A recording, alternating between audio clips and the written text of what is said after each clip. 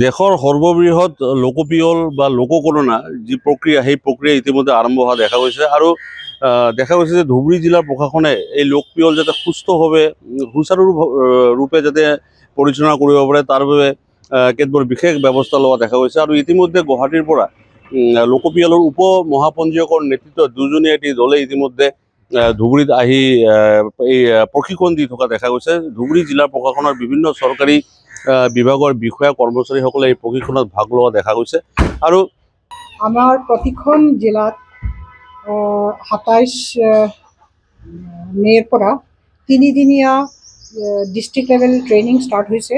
আমাৰ লোকপিয়ল দুটা পৰ্যায়ত কৰা হ'ব।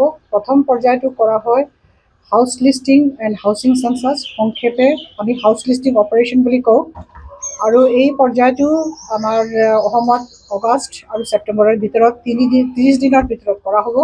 প্ৰাৰম্ভিক যিখিনি আমি আমাৰ ফালৰ পৰা যিখিনি আমি ব্যৱস্থা কৰিব লাগে, নিৰ্দেশনা আমি যিখিনি পাইছোঁ, সেইমতে আমি অলৰেডি আমাৰ এই গোটেই লোকপিয়লটো আমাৰ দুই ধৰণে হ'ব। আমাৰ যিখিনি ৰেভিনিউ ভিলেজ আছে, ৰেভিনিউ ভিলেজত আমাৰ যিখিনি ৰেভিনিউ চাৰ্কুল আছে, গতিকে আমাৰ ৰেভিনিউ চাৰ্কুল অফিচাৰসকলে এটা এটা চাৰ্কুলত তেওঁলোকে চাৰ্জ অফিচাৰ হিচাপে তেওঁলোকক নিয়োগ কৰা হ'ব। ঠিক তেনেকৈ আমাৰ যিখিনি আৰ্বান লোকেল বডিজ আছে, তাৰে যিসকল আমাৰ এক্সিকিউটিভ অফিচাৰ আছে, তেওঁলোকক আৰ্বান এৰিয়াৰ তেওঁলোকৰ সেই আৰ্বান লোকেল বডি এৰিয়াটোৰ তেওঁলোকক চাৰ্জ অফিচাৰ হিচাপে নিয়োগ কৰা হ'ব।